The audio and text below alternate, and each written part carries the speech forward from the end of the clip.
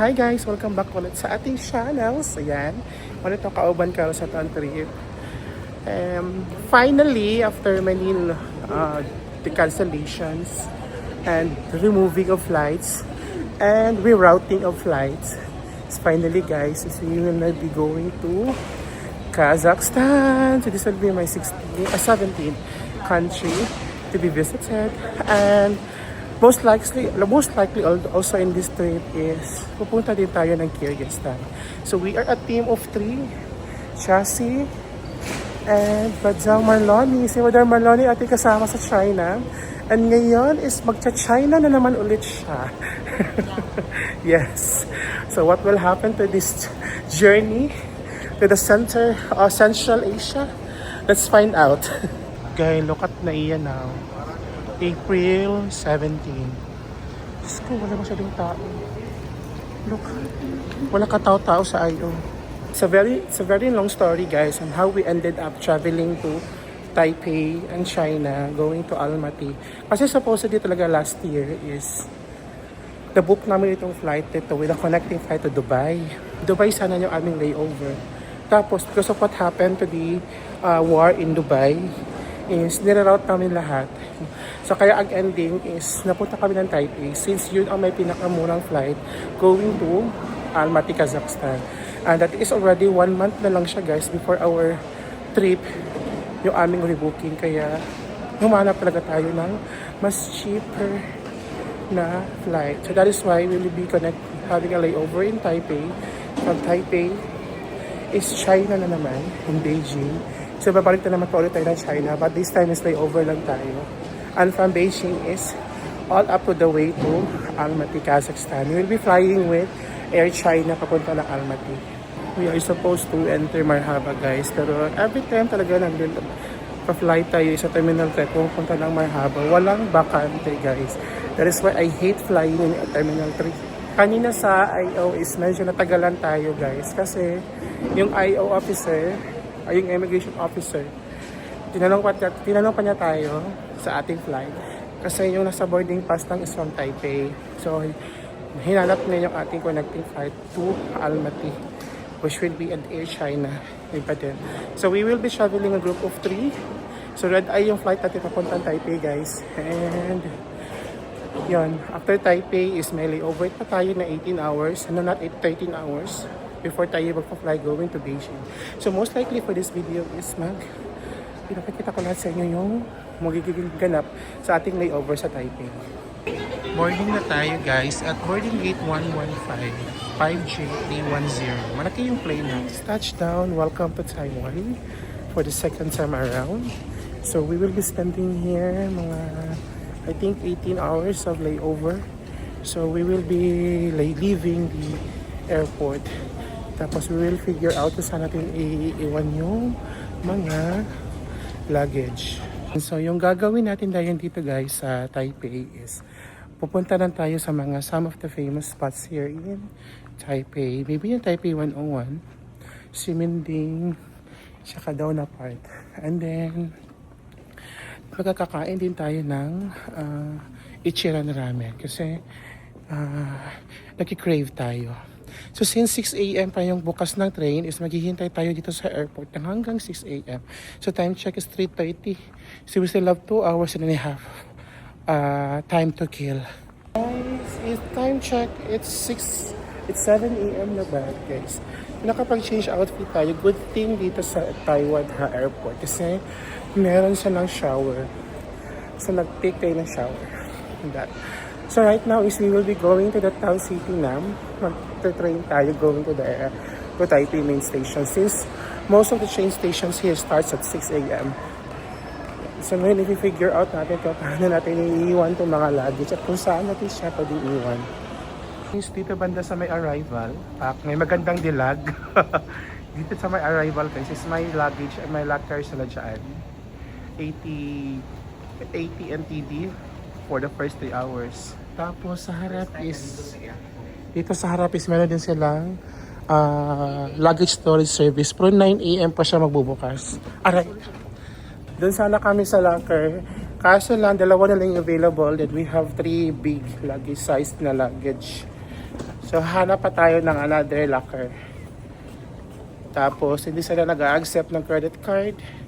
It should be EC card or cash. Guys, may locker din dito. Ito yun siya banda sa may ano. Dito din siya banda sa may papuntang rail station. Going to the MTR. Yung locker is, yung big size locker is 80 NTD for the first 3 hours. Then, yung maliit is 60 NTD for the first 3 hours. So, I do not know what will happen if mag-exceed. Malalaman natin mamaya kung magkano ang ating mababayaran. Hindi tayo nakukuha ng easy card kasi layover na naman tayo. So, what will happen is, gagamitin namin yung mga cards namin, yung GCash, Maribank, credit cards, and everything. So, ginamit ko yung BDO Platinum ko doon sa airport, dito sa Airport Railroad. Hindi siya nag-work. Then, ginamit ko din yung visa signature ko ng UB Miles. So, nag-work siya. So, I think parang hindi siya nag-accept ng JCB. Kasi Platinum yung JCB. Then, the other one, may kasamaan ko sa Justin, ginamit na is Maribank. Nag-work siya.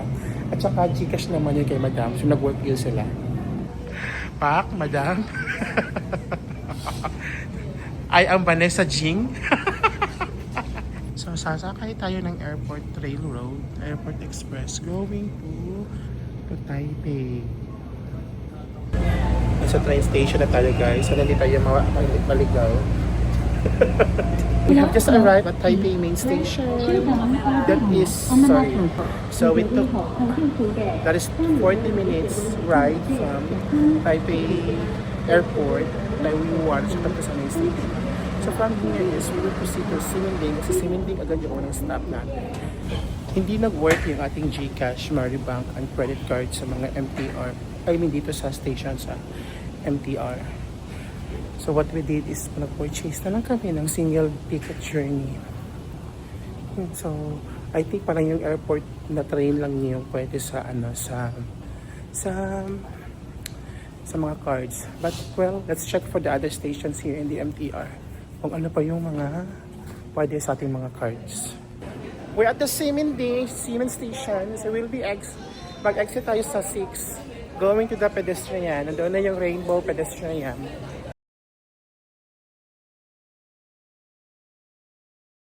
We are starving, the starving games. So we need to eat first. Close pa yung mga stores, guys. So may makakainan ba tayo dito? But however, may mga some stores din naman na open. Ayan. Wow, Siminding. Ang lively dito paggabi sa Siminding. Gosh, most of the stores here are closed pa. They will open at 10 or 11 a.m. Tapos gutom na kami. Di pwede kami magutom. Di pag gutom na kaayo eh. We're starving na. Yan. Tapos pa-open na store. So dili na nasa dyan sa Family Mart to, di ba? Laban-laban madam, no? From very comfortable food sa China. Karon. This comfort food. Yes. Ayan, sa first business, guys. Ay, second business na pala to. Tapos na tayong kumain. Of course, Taiwan's #1 Shinfu Tang milk tea. I mean, not really the tastiest, but carry na. We're at the Chiang Kai-shek Memorial Station. And our second destination is the Chiang Kai-shek. Actually, guys, may mga locker naman dito sa station sa Taipei. Main station siya sa Siminding. Mura lang siya, guys. Para lang sa 20 NTD per hour siya. But depend on the size of the luggage. But however, is in-upload na namin doon na lang sa airport leave ng luggage. Para hindi naman kami magdala-dala ng luggage dito sa airport sa town ng Taipei. Chiang Kai-shek Memorial Hall is our next stop, guys. So we will be exiting 5 going to the memorial. Hindi na tayo nakapag-picture sa Chiang Kai-shek kasi last walk lang kasi sabi ng doktor. One thing that I have observed here in Taiwan, guys, and Taipei is very PWD or senior citizen friendly yung mga subway stations nila. So para siyang retirement country, retirement place. So if you wish to bring your parents or your mga elderly parent na ninyo, you have to bring them. Okay sila dito sa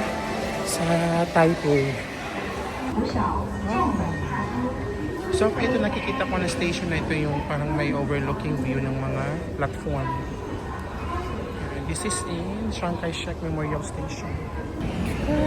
We are now at Taipei 101. Yeah, exit 4 lang siya from the Taipei 101 station. Ayan, so this is my second time here and this is the iconic spot here in Taipei. So visiting Taipei will not be at Taipei without having it here at Taipei 101. So parang hindi na kami aakyat sa ibabaw guys kasi may bayad na siya. So hindi naman dito yung main stage travel natin. So layover na naman to. So we did have to spend some bucks here. No, yan. And Ichiran, I can see Ichiran now guys. I can still remember the very first day nag-met kami ni Ichiran. Yon, hinahanap-hanap ko na si Ichiran. No, so sa Hong Kong may Ichiran, nag-Ichiran tayo. Sa Japan, we had also Ichiran. And here in Taiwan, is mag-i-Ichiran na naman tayo. My gosh, I can still remember the palatability of this ramen.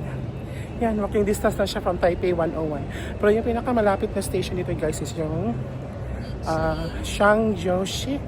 Ano ba yun? So yun yung doon tayo na station mamaya pupunta. Yeah, I think this will be a failed attempt. Ang daming tao guys, 16 nasa 1,400 pa kami na waiting list. Tapos yung sinaserve nila is nasa 400 pa lang. So maubos yung time natin here. Abort mission ng Ichiran. Umuulan pa. Kasi baka malate tayo guys. Mag-check in pa tayo ng bag. We cannot afford to miss the flight. So right now is we'll be heading back to the airport na. Kasi may mga 1 hour pa and 30 minutes siya na biyahe. Guys, we are now on our way to the airport. Haggard na. We still have one country na magle-layover tayo guys. And that will be China in Beijing. 23 hours layover din tayo doon. Before tayo mag-proceed all the way to our final destination which is Kazakhstan. Guys, we're back to our luggage area. Kung saan tayo nag-store ng bags. Ayan. Go to Jassy. Okay. So, i-retrieve na natin yung ating bag. Okay. Taking out. Cash. PIN code. So, we got our luggage. Nagka-surcharge tayo. Ay, dito sila, no? Saan ito eh? Guys, nasa Skyline tayo. Going to the terminal. Since yung HRIC terminal. Kanina pala sa ating luggage is nagka-surcharge tayo ng 160. So in totality, para nang umabot na yata ng 500 to 600 pesos ng ating gastos for the luggage. Or the luggage storage. Ayan guys, nasa check-in counter na kami ng Air China. Ayan na. So hello again, Air China. We'll be flying again with Air China going to Beijing. And we will be having a layover of 23 hours again in Beijing. Tapos na tayo nakapag-check-in guys. So our check baggage will go through Almaty na. Then yung hand carry na lang natin ang nandito guys. So what will happen here is wala tayong visa. And we plan to have a transit in Beijing. Since malayo pa yung ating next flight. So actually, I called in advance na already sa Air China to book a hotel. Binigyan tayo ng hotel. So ngayon na lang is upon arrival mamaya, we figure out natin how can we avail the transit visa, 24-hour transit visa in Beijing.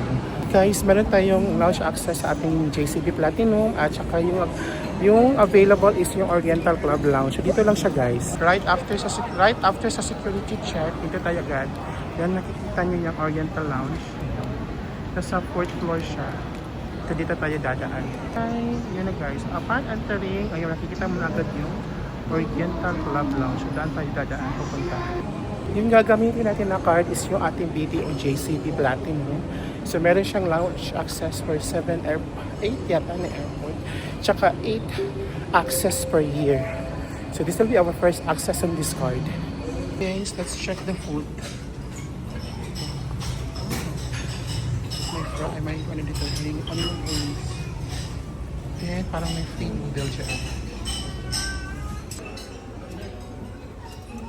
Meron silang mga dim sum dito guys. May siomai siya pa siya. May mani din. And dito parang may fish cake sila. They have the rice, vegetables, and sweet balls. Guys, tapos na tayo nag-lounge. So far, by far ha, sa lahat ng mga lounge na puntahan ko international, tsaka all over in the Philippines also. Ito yung pinaka-the best lounge for me. Dami of food choices. Guys, boarding na tayo. Yan yung sasakyan natin, A321 siya. It's a 3-hour flight to Beijing. Have your attention for the safety video. We wish you an enjoyable and comfortable experience